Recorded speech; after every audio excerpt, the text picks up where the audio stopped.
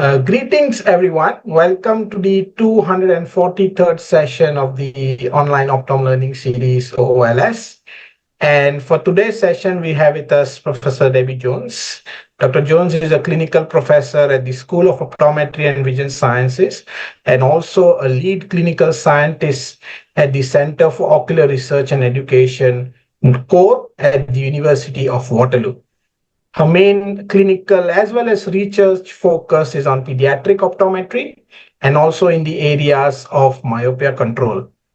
Originally trained in the UK, Dr. Jones has practiced in the UK as well, and she is a fellow of the BCLA, the British College of Optometrists, and also the American Academy of Optometry. So today she's going to talk to us about biometry and how it is important in terms of myopia management. And as I was just mentioning to you, Dr. Debbie, is a very apt topic today because we are celebrating the World Sight Week and the World Sight Day coming very soon.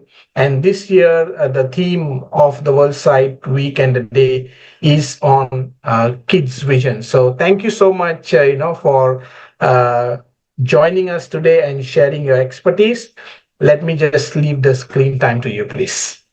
Okay, thanks for that kind introduction. And I'm glad this is a topical thing for this time of year. So greetings from Waterloo. I'm based in Waterloo, Canada. For those of you that wonder where that is, it's about an hour's drive west of Toronto.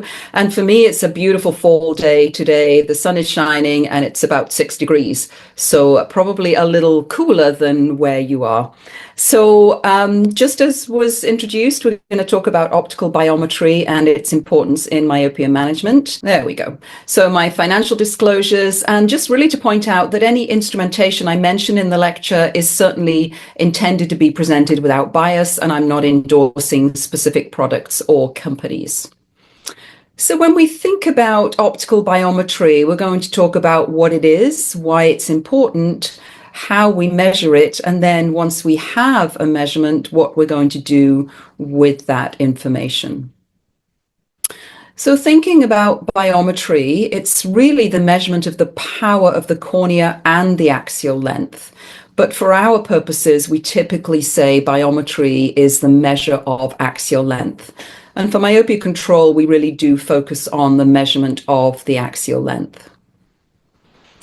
So axial length is the measurement of the length from the anterior cornea to the retinal RPE. So it includes the anterior chamber depth, the lens thickness, and the vitreous chamber depth. And you can see in the diagram here what we're talking about when we talk about measuring axial length. And axial length is actually the most significant contributor to refractive error. And that obviously is more relevant with our myopes when we get that increase in axial length, which leads to an increase in myopic refractive error. So why is biometry important? I mean, I'm sure many of you have no capability of measuring axial length, and we'll cover that in a little while. But just to go over the importance of biometry, it really does give us the missing piece of the puzzle when we're talking about our myopic patients. It provides the full story about myopia. So just as a kind of reference point, 0.1 millimeter of change is equivalent to about a quarter of a diopter. And therefore 1 millimeter is about 2.25 diopters. So if you see an axial length that changes perhaps from 24 millimeters to 25 millimeters, you can expect that there's been a 2 diopter shift in refractive error. And if you are able to measure axial length, it's important to correlate those numbers and make sure that one correlates to the other. Now, axial length changes over time naturally because as an infant, obviously everything is smaller, including the length of the eye. So in infancy, the length of the eye is around 16.8 millimeters. And in adult emmetropic eyes, we're at about 23.6 millimeters. So if we were to measure axial length in a patient, in a child who was ultimately going to be emmetropic, we obviously have to see a change over time, year on year. So in our non-myopes, we get a larger change before the age of 8 at about 0.2 millimeters per year. And then that rate of change slows down beyond the age of 8 to about 0.1 millimeters per year. So we do expect to see a change in axial length for that eye to become adult size. Myopic eyes grow obviously more than that. So a myopic eye is going to grow 0.2 to 0.3 millimeters per year. Obviously, the fast progressors grow even more quickly than that. So remember that correlation between the 1 millimeter and the 2 diopters. So if you have somebody that has changed by a diopter over a year, then they've probably changed by about 0.5 millimeters. So about half a millimeter of change is about a diopter. So when we think about the reasons to measure axial length, and even clinically at the moment, we tend to measure axial length in our myopes. We don't tend to measure axial length in patients who are not myopic. It's not a standard clinical test that we do. But maybe we should, because we actually know that the peak rate of axial elongation occurs in the 2 to 3 years prior to the onset of myopia. So you can actually see that increase in length happening before you can see a change in the refractive error. So it would be smart to measure axial length on all patients and be able to predict perhaps those that are starting to trend towards becoming myopic. We also need to look at the science when we're looking at clinical trial results. And when you have a paper that you read in the literature, or you have a rep that comes and says, hey, we've got this fabulous new product that slows down myopic progression, you want to know that there's correlation between the axial length change and the refractive error change. And we all got tripped up by the Optom 2 study, and there's still a little bit controversial about 0.01 atropine, and we're not going to talk about that today in terms of recommendations. We can discuss that in the chat later on if you wish. But the Optom 2 study showed this incredible efficacy for spherical equivalent refractive error of 59% with 0.01% atropine. But when you look at the data, the impact on axial length was actually a negative amount. So the subjects on the 0.01, actually their axial length grew more rather than less. So there wasn't a correlation. So you do need to look for those correlations, and you need to look and make sure that any study that's reported has axial length as well as spherical equivalent refractive error. Now, when we think, and I'm sure many of you have seen this, Mark Bullimore has been quoted many, many times, that every diopter matters. So we can also say that every millimeter, of course, matters. So with each additional diopter of refractive error, we have an increased risk of the complications you can see on the screen there. Myopic maculopathy, 58% increased risk with every diopter of increase in myopia. So when we talk about myopia control, even managing a little bit, even reducing that progression by half a diopter or a diopter is going to have an impact. And of course, if you're reducing progression of refractive error, you're also reducing progression of axial length. So what about the effect of axial length on risk of visual impairment? You can see on the table here that our reference point is less than 24 millimeters. Remember that adult eye is 23 and a bit millimeters for an emmetropic eye. So if that's our reference point, you can see once we get up to 26 millimeters, we start having an significant increased risk of visual impairment. And by visual impairment, I mean an impact on the visual system that's not correctable by optical means. So reduced vision due to maculopathy, retinal detachment, glaucoma, that type of thing.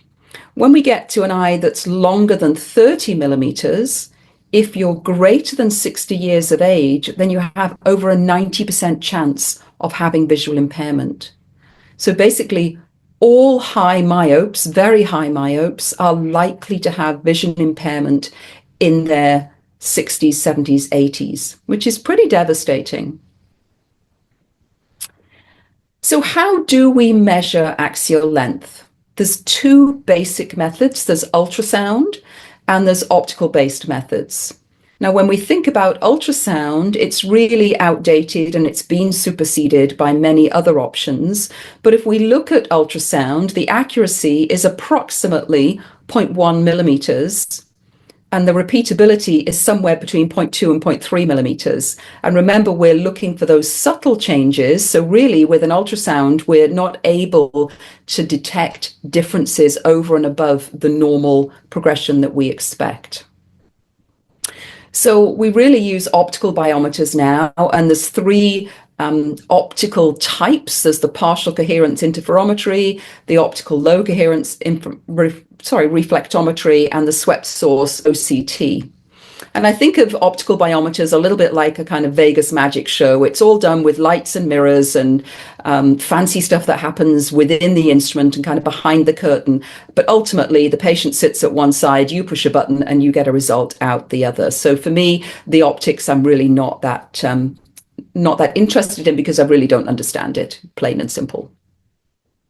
So when we compare our biometers, I'm going to go through some of them individually, but there's a general table here that's kind of a good reference point. And you'll see that the accuracy and repeatability of the various types of optical biometers are very, very similar. And I've given examples on the right-hand side of the table. I'm sure not exhaustive now. There may be other ones that have popped up recently. I haven't seen any new ones, but you may know of something that I haven't got on the table.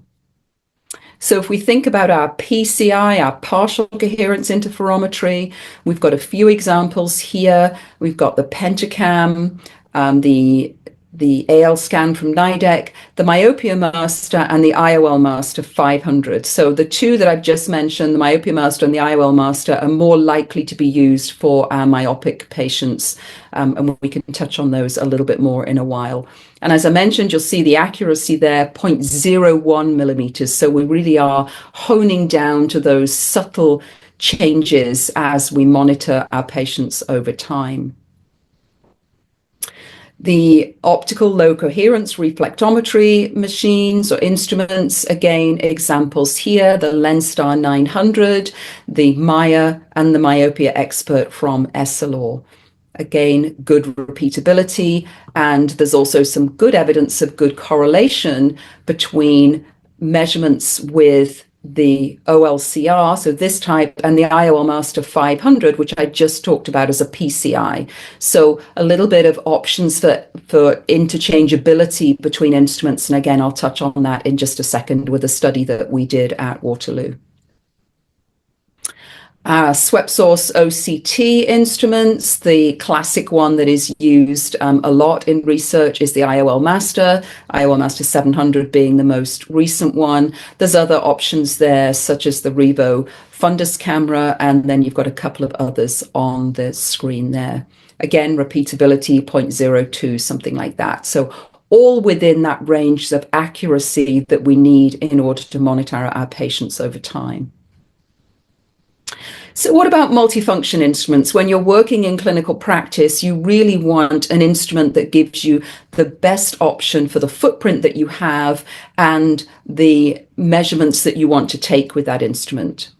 So a multifunction instrument will streamline your patient journey, save space, saves time, particularly with children. They're hard enough to get to sit still at the best of times, but if you've got a child sitting still at one instrument and you can push the button once and get multiple measures of various things, then you are going to save time, becomes more cost effective. Most of the instruments have patient education built in, so you can look at assessment of risks, you can look at predicted outcome, you can look at reports over time that you can provide to the parents, and additional capabilities that are not related to myopia or not related to axial length, such as contact lens fittings and dry eye assessment. In terms of the software, typically most of them have something very similar. You'll have comparison with age-related normative data for axial length. You might have prediction of efficacy of treatment choice, so you'll be able to kind of plug in the numbers and demonstrate the potential outcome of intervention versus no intervention. Indication of risk, so you can plug in your refractive error, how much near work the patient does, what their parental myopia risks are, so how many parents have myopia, and that will give you a risk indicator. Progression reports for you to monitor over time, and also things that you can give the parents to take home. So looking specifically at the moment, first of all, we're going to look at a couple of the OLCRs. So we're looking at the Myopia Master, again, a very, very popular instrument. Certainly in Canada, it's very popular. Measures axial length, also measures refraction. So it's an autorefractor, measures keratometry, compares data with age-related norms, both for Caucasian and Asian eyes, monitors progression over time, gives you an indication of potential efficacy of treatment, will pull up a risk profile for you, and provides reports for parents. And this is a typical printout. You can see that it's linked to the Brian Holden Vision Institute information. So the top left, you have your risk predictor. So you can put in your axial length and refraction and the age, and it tells you what your risk is. You can also, there's reports that you can print off, you can personalize them with your own practice information, and you can see in the top right, there's your calculation of risk, putting in your amount of near work, parental myopia, and that sort of thing. Bottom left is your progression report. You put in your refractive error and axial length over time, and it will plot that progression and give you an indication of where you're at. The Maya from Topcon, very similar in concept, measures axial length, doesn't measure refraction, so it's not an autorefractor as well. It does do pupillometry, which is really valuable for those patients who are using orthokeratology. You do want to, or even those on atropine, you might want to measure pupil to assess compliance. So if that pupil is remaining quite small, then perhaps they're not putting the drops in. You want to measure pupil, as I mentioned, for your ortho-K patients. Gives you topography, compares data with age-related norms. This has European data in the instrument. Progression over time, again, very similar to the Myopia Master. Reports for parents. It does give you contact lens fitting support and also dry eye assessment. So this might be an option if you're thinking about your dry eye patients, and maybe you want an instrument that you can assess dry eye a little bit more carefully.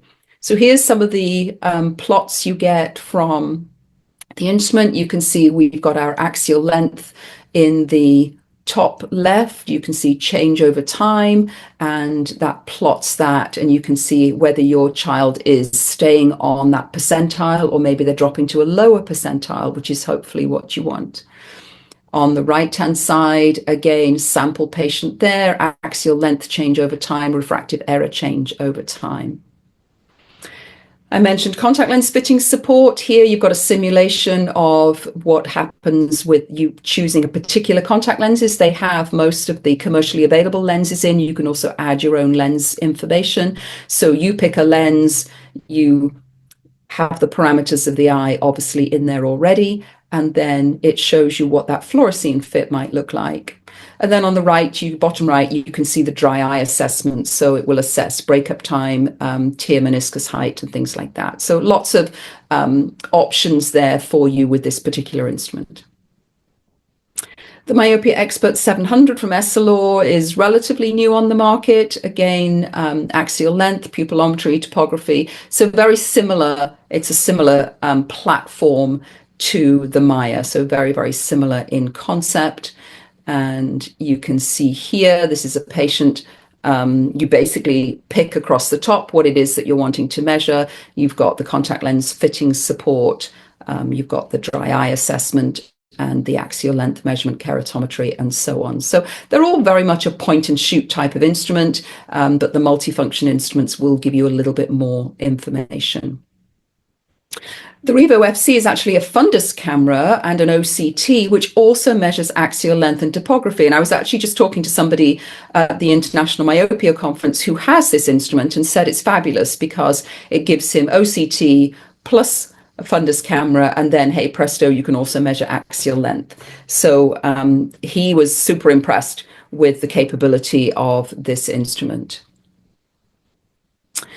There are some instrument software add-ons. So the iSuite software that you can add on to the LensStar 900 compares data with age-related norms again. You can import the refraction data. This is not measuring it for you. And then you can create patient reports and monitor change over time.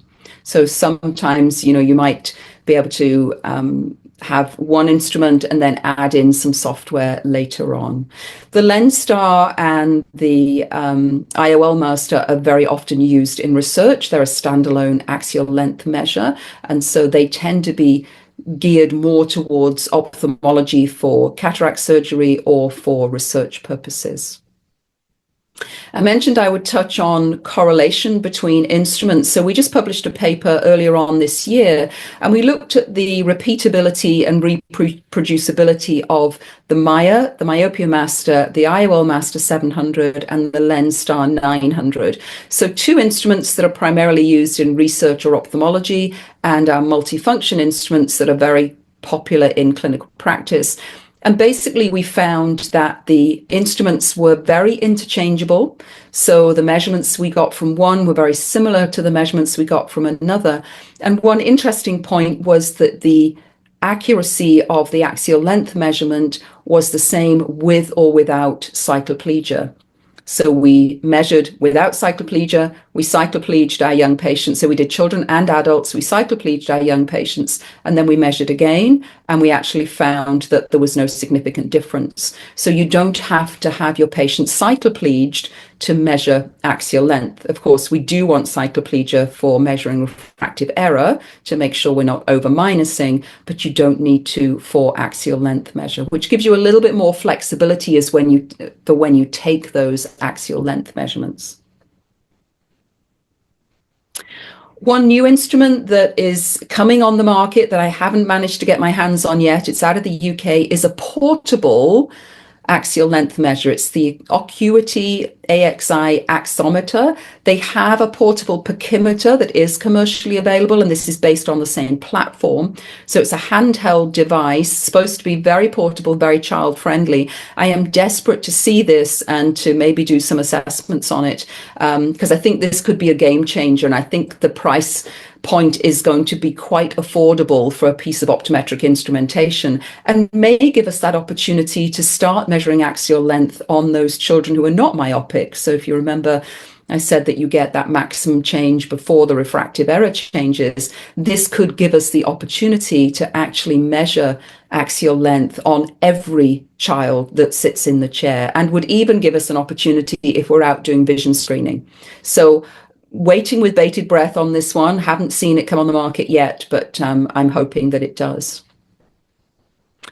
Now, I fully accept that many, if not all, or most of you probably don't have the option to measure axial length. That's certainly very common here. People are really just beginning to get into the groove of knowing that it's important. And I think people who are doing a lot of myopia control are investing in an axial length option.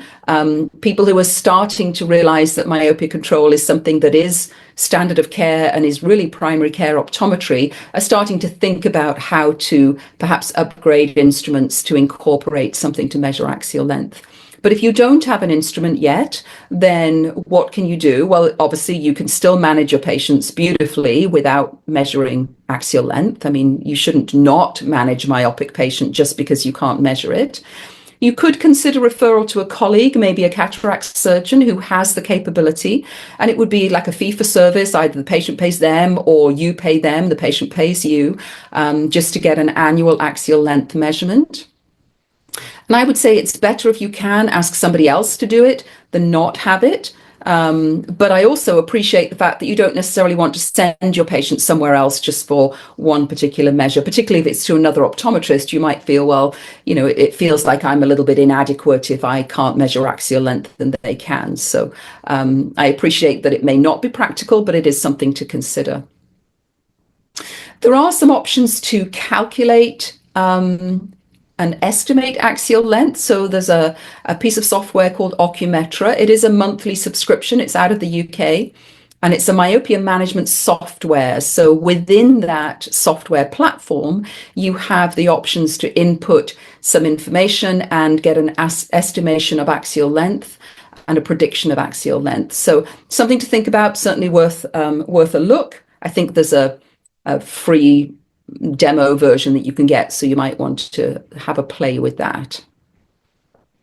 Some of you might have seen that there was a paper, excuse me a second, a paper a while ago that Philip Morgan wrote on estimating axial length from conventional optometric measures. So this is using K readings and refractive error to give an estimate of absolute axial length. The results found that it was pretty accurate, but unfortunately not really valuable for monitoring change due to the confidence levels, so confidence limits. So basically the variability was a little bit too much to measure those subtle changes, but it might give you an option as a baseline prediction or a baseline measure of axial length or estimation of axial length. So something worth considering in the papers there that you can look up. So all well and good, we have the axial length measure. Now, what are you going to do with that information? Well, we want to compare it to normative data. So you want to see where your child is compared to where we expect them to be for their age. And we want to compare the change over time. So what's happening to that axial length over time? Is it changing by the amount we expect? The 0.1 or the 0.2 millimeters, dependent upon the age, or is it changing more than that? Is it 0.3 or 0.4 millimeters, which is like double, perhaps double or triple what we expect? Now, some people across the world have done a lot of hard work with huge data sets of information, and there's basically two big data sets. There's European data and there's Asian data. And I realize there's a big sigh to say, well, what about data for my ethnic group? What about data for other ethnic groups? We'll get it over time for sure, but at the moment we're really stuck with just these two big data sets. So this set, the European data that came out of Rotterdam, so normative European data. So we have male and female, so they are different. You do need to know kind of who your patient is and what we're dealing with. And then we have this data listed in terms of percentiles. So you're probably familiar with percentiles for height and weight. Certainly parents tend to be. So where is your child in relation to the 50% percentile? Are they bigger than that? Are they taller than 50%? Or are they shorter than that, smaller than 50%? So 50% is kind of what we consider to be the typical average for that age in that population. So I've got the plots here, but you might say, well, okay, what do I do with the information? What do I do with that? So to give you a clinical example here, we have a 10-year-old male patient. Scenario one, his axial length is 24.2 millimeters. So straight away you think, okay, well, an adult eye is about 23.5 millimeters. So this eye is a little longer than a typical adult eye, and he's only 10. So we plot him here. We put the 10, age 10 at the bottom, and we go up and we say, here's his axial length, 24.2, and we plot where he is, and then we look at his percentile. So when we look at where he is, and I'm drawing all over the screen here. When we look at where he is up here, we can see that he is on the 90th percentile. So that means his risk of having myopia now is 29%. He has an 87% chance of being myopic as an adult and a 9% chance of having high myopia. So suddenly now we see this 10-year-old patient in the chair, and we can see that he has nearly a 10% chance of having high myopia, which puts him in that risk category for all of those complications that we talked about earlier on. Now, if his axial length was 22 millimeters, he'd be right down here. So he's at the 5th percentile. He's not myopic right now. He has a 4% chance of being myopic as an adult, so pretty limited, pretty small chance, and 0 risk of having high myopia.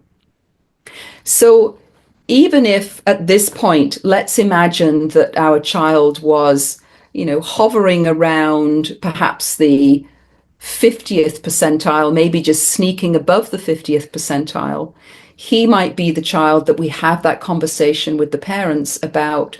He's trending towards becoming myopic, so let's see what we can do about it. And that's a lecture for another day. When we look at the Asian data, it's this particular set of data is provided a little bit differently to the Caucasian data, the European data. So you have age and axial length, and then that gives you the percentile that that child is on. And then you look at the percentile and you assess the risk, the percentage risk of becoming myopic. So to give you an example using these graphs here, we have a 9-year-old patient, axial length 24. So we look across here, here's his age, here's his axial length, and that puts him on the 90th percentile. So when we look across here at the other graph, the 9-year-old on the 90th percentile has a 60% prevalence of myopia.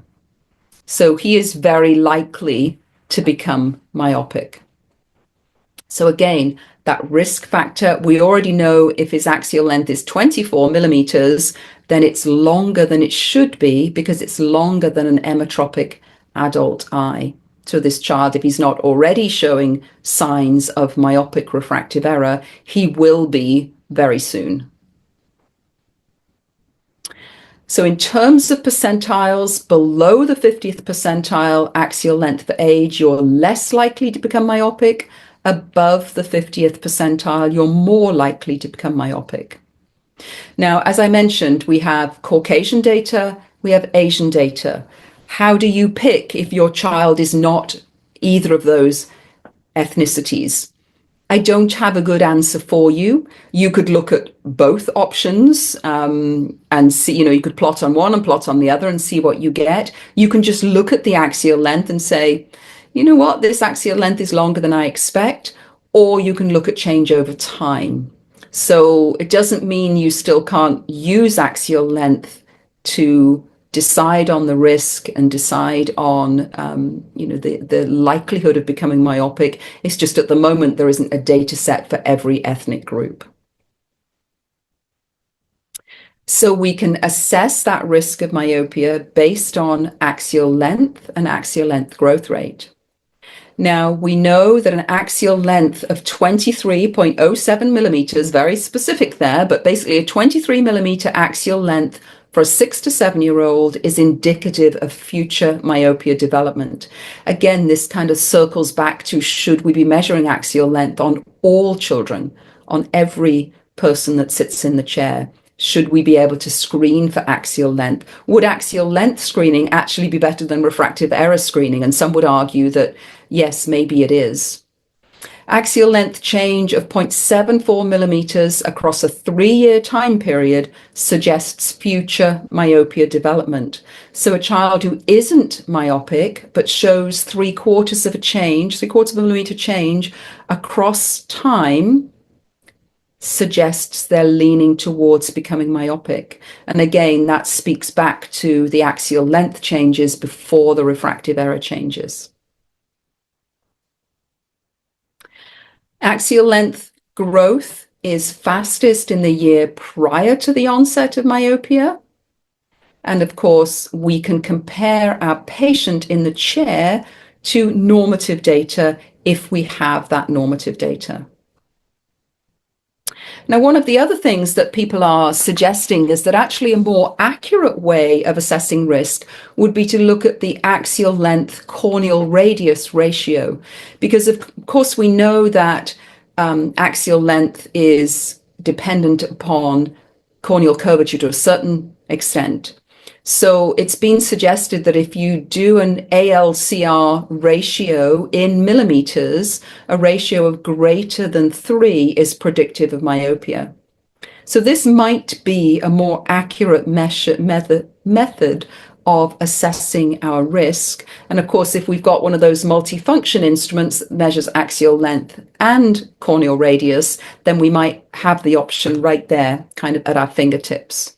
And here's the graphs that you would see. This is Asian data again. So we have our percentile at the bottom here. And as you can see, if we have, an ALCR ratio here of 3, then just trying to find that on my chart here. Then if we're at 3 at age 9, we're at the 75 percentile, so we're above the 50, and then you can see it goes along. If you were younger than that, so if we're age 6, then we're already in the 95th percentile if we have that ratio. So certainly an option for you and something to think about as an additive option when you're measuring axial length and perhaps measuring corneal curvature as well. So to summarize, I've given you a lot of information there on axial length. It really does give us information about what's happening on the myopia journey and also helps us to predict the onset of myopia with our patients. Axial length values change over time, and they're supposed to change over time because the eye does get longer. And biometry really is an essential part of the myopia puzzle. It gives us that extra information that really helps us decide what's happening with our patient and can also give us information on the success of our treatment modality. So just again, circling back to that initial Atom 2 paper on the 0.01% atropine, where everybody thought, great, the refractive error is slowing down compared to the control group, but the axial length was not. So if you find that you're treating somebody and the axial length is not slowing down the way you expect, then maybe you need to change your decision making. Also, of course, our Ortho K patients, we're not looking at refractive error. So we are looking at axial length. That's the only measure we have in order to assess the success of our axial length, of our myopia control treatment choice. If you want further information and some great resources, hopefully you all know all about these resources already, but I've put some here for you. So Contact Lens Update is a production out of CORE, where I have my research association, and it's produced 5 or 6 times a year. There are a couple of issues that were related specifically to myopia, and you'll see issue number 61 has some axial length information, and issue number 67 has some myopia information.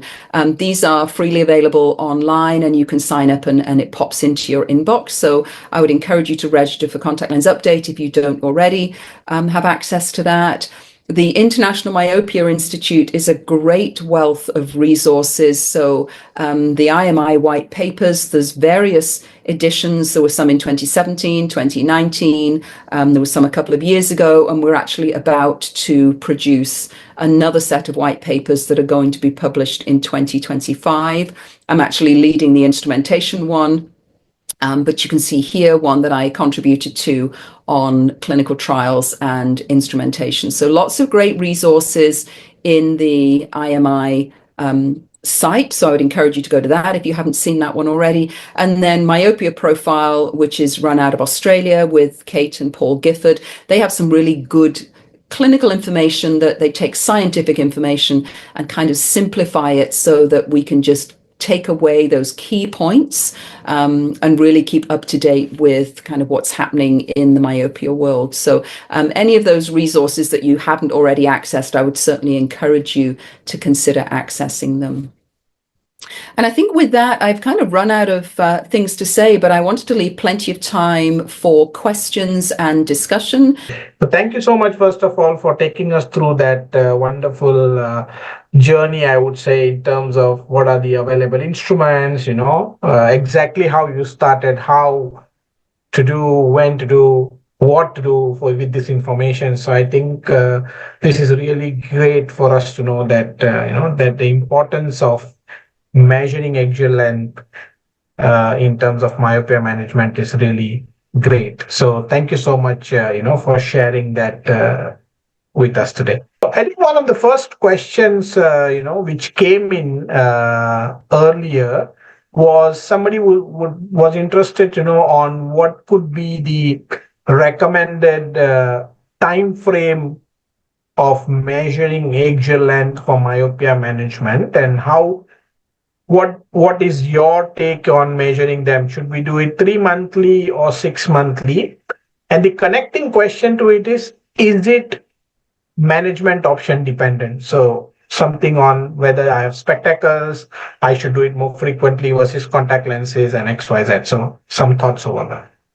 Yeah, that's a great question. I mean, typically we say axial length should be measured annually. Because we're looking at that change over time and subtle change you may not see kind of you're doing it 3 monthly. With that said, with our younger children who are likely to progress more quickly, then I might be inclined, if we're seeing progression, to perhaps do it every 6 months. I think 3 months is overkill, but 6 monthly would not be out of the realms of good clinical practice with our younger fast progressors or those that are at the higher risk. So if you perhaps have maybe you have a 6-year-old who's right on Plano, parents are high myopes, you measure the axial length and it's like bordering on, you look at all the information I talked about the eye being a little bit longer, and that they're just about to become myopic, they're like teetering on the border, then I would probably have that child back in 6 months. And if the child was still not myopic, I'd probably measure the axial length and see if that had changed, just to see if it was the axial length that was changing. So I think younger children, perhaps 6 monthly, once they're established, annually should be fine. It's not dependent on the myopia control option that you choose, but of course, with all of the options, if you're still seeing progression, then you have to decide what you're doing. Is it compliance? The child's not wearing the glasses, not putting the lenses in, not using the atropine, or is it that just this method doesn't seem to be working for this child? You need to add a combination therapy, you need to switch to something else. So it's kind of a package, it forms part of the package. Right. And just on that measurement question, I think there's one more question which came in earlier, was regarding, use of these different instruments. So you shared with us there are a couple of multifunction instruments as well as the biometers as well. Any idea on, the correlation between different instruments, or you recommend using the same one for gauging the success, basically? Yeah, I mean, the study that we did showed really good correlation between the two multifunction instruments we used compared to the two kind of what I would say gold standard instruments. The IOL Master and the Lens Star are considered kind of the gold standard, but we found good correlation between them, really showing that you can interchange. Now, typically, you have an instrument in your practice and you use the same one. But if a patient came to you from a different practice and they came to you perhaps with some printout of the reports that they may have had from an instrument and it's not the same instrument, then you can assume that the measurements will be similar. Right. Yeah. So I think that is something to keep in mind as well, because there are a couple of instruments which are available, and choosing them wisely would be a great option. The other question was regarding, deciding on myopia management options just based on axial length measurement alone. So if you have a patient who doesn't really show any myopic refractive error and you have the axial length out of the percentile range, would you start them on myopia management, and what are your thoughts over such cases? Such a great question. So I was just at the International Myopia Conference in China a couple of weeks ago, and I was really anticipating that we would see a lot of information there on treating pre-myopes. So those children that we know are at risk, either because the axial length is long or because there's a solid family history and perhaps the refractive error is less hyperopic than we anticipate for their age. So all of the big risk factors. And honestly, there wasn't really anything new that came out. So there's one study that's been published, and I've seen some data on using atropine prophylactically, and it delayed the onset of myopia in about 50% of the children. So it's kind of a 50-50. I certainly know of some practitioners that will use atropine kind of prophylactically in those patients that they think are at risk. I don't think it's standard of care yet. We just don't have the evidence. We don't have really good scientific evidence and good randomized clinical trials. We have some, but we don't have a lot. And so for me as a clinician, I don't. Having said that, I think if you had a young patient, maybe parents are high myopes, and you see that axial length increasing, and you see that lack of hyperopic reserve, it would be a conversation to have with the parents, I think. It's a conversation you could have and say, hey, this is an off-label use. We don't have really good scientific data. We have some. It may have an impact on delaying the onset. It may not, and it's one of those conversations to have. So I don't at the moment, but I think if I had a patient that was at really high risk, I might consider it. Right. And I believe this also gives us an opportunity to, encourage on frequent follow-ups as well. So maybe, instead of doing them on a yearly basis, you may want to do 6 monthly or 3 monthly and see if there was a real change, right? Exactly. I think once you've seen the needle shift into the myopia space, then you have the confidence that the child is truly myopic. Even though you knew they were going that way, you kind of now can say, look, your child is myopic. We have good, we can demonstrate it with refractive error and axial length. Now let's decide what we're going to do. So yeah, I absolutely agree. I tend to bring my young patients back probably every 6 months just to monitor. And of course, you need to do a cycloplegic refraction each time, because you really need to make sure that they are truly myopic, and then you can decide on your management. The young low myopes are the hardest to manage by far. That's right. Yeah. And the other question is about axial length being idiopathic. I would say probably a reverse of the question we had. You had patient who has longer axial length, but there is no myopia. But is there any idiopathic cases, and how would you go about tackling them in clinical scenario? If you may give some thoughts. I mean, I think it's possible that the axial length is longer than you expect. And, we can have long axial lengths in hyperopes, for example. So yes, there are patients who don't kind of fit the mold in quite the same way.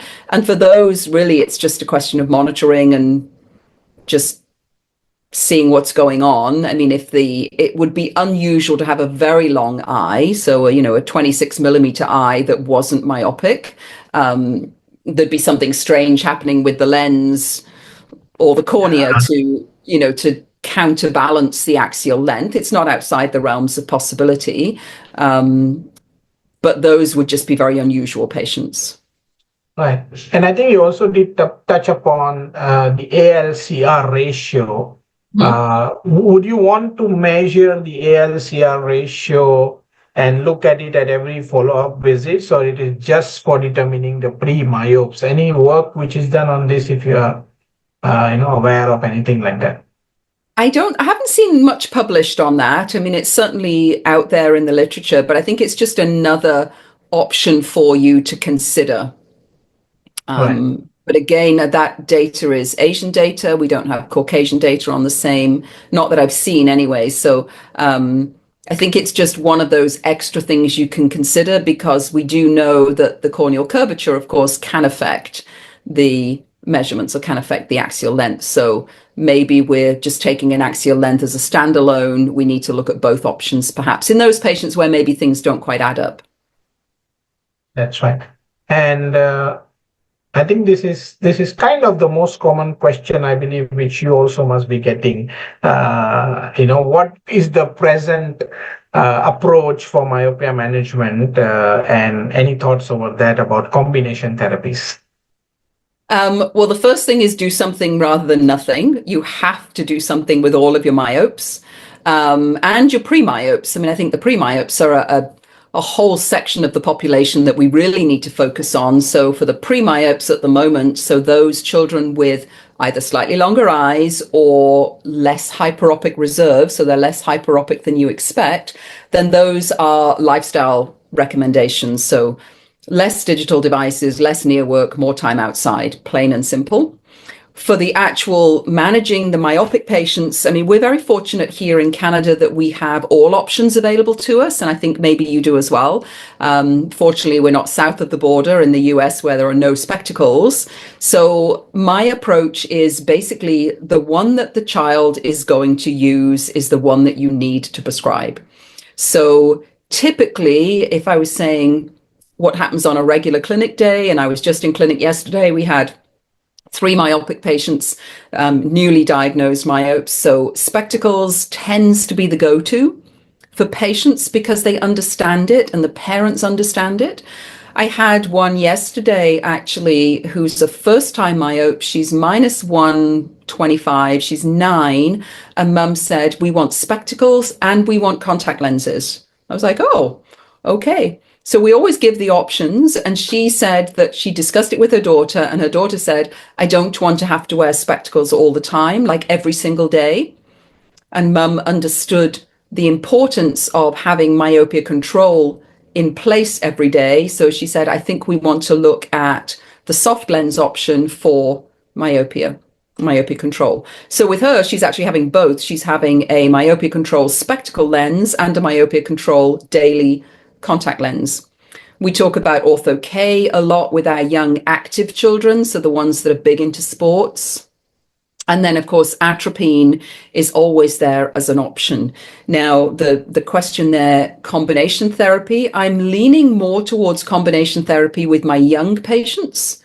So 6, 7-year-olds, more likely to add atropine in to their optical correction, particularly if I see progression. So again, monitoring more carefully. So I'm seeing them every 3 to 6 months. If there's progression still happening, then over and above what we expect, then we add in atropine. I'm a little unsure, and there's really no good evidence about long-term use of atropine. I've had this conversation with ophthalmology. I've had it with other colleagues. Do you want a child on atropine for 10 or 15 years? My feeling is probably not, but I think in those key years where they're young and we really want to be aggressive with our management, then maybe adding in atropine on top of your optical correction is not a bad idea. Right. And it would, for me, it would be 0.05% I would start with. I mean, if I'm going to hit it hard, I'm hitting it hard. If they don't tolerate 0.05, then we'll drop down to 0.025. But I wouldn't start with 0.01, although all the studies in the literature of combination therapy are all with 0.01. But yeah, if I'm going to take a big hammer to this myopia, then I'm just hitting it hard. Great. And again, this is related to pre-myopes and family history of myopia. Any recommendation based on when should the axial measurements be done? Should we start early? Any recommended age? And any thoughts on that? Yeah, and as I mentioned, I mean, I do wonder whether axial length should be part of our battery of tests that we do on small children, particularly, I mean, that handheld device, if that's available and it's accurate, and I mean, that would be phenomenal. You do your retinoscopy, you measure your axial length, life is good. I think the children at risk, certainly family history or that low hyperopia, it's not a bad idea to get a baseline axial length, because then at least you can see what's changing over time. So you get a baseline when they're 4 or 5, they're perhaps a plus 0.75 hyperope, and then you see them a year later. You can look at the axial length. Did it change by the amount we expected, or did it change by more? Did the hyperopia reduce? What's their risk factors? So in an ideal world, I really think we'd be measuring it on everybody. In many cases, we're not measuring it on anybody because people do not have the instrumentation. So if you have the instrument, then I would say go for it. Make it just part of your routine testing. Right. Yeah. And we'll just take one more last question. I think slightly related also to axial length measurements and myopia management, where we talk about rebound effect. Would axial length be something which will be useful to also determine on the rebound effect? And what is your experience again in rebound effect with atropine or ortho-K? So obviously axial length will give you the information on whether there is rebound. I mean, if that eye suddenly grows, then, you're in trouble there. There's lots of good information about rebound, higher concentrations of atropine versus lower concentrations. I think with atropine, it doesn't tend to be a hard start-stop. So typically, if you're using atropine, then if you're coming off atropine, you're putting them in something else.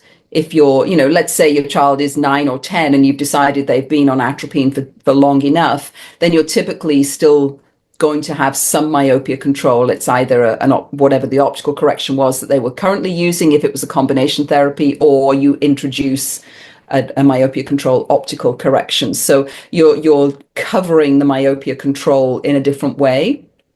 There's not really that much evidence on rebound with ortho-K. Again, I think obviously you're going to get a shift of refractive error because now you're not holding that cornea in place, so they are going to become myopic. But I think when we look at the literature, there's no big concerns about rebound with ortho-K. The concerns were rebound with higher concentrations of atropine initially, but I think, as I say, if we're using it for short term and we're using another optical correction, then you're probably just fine.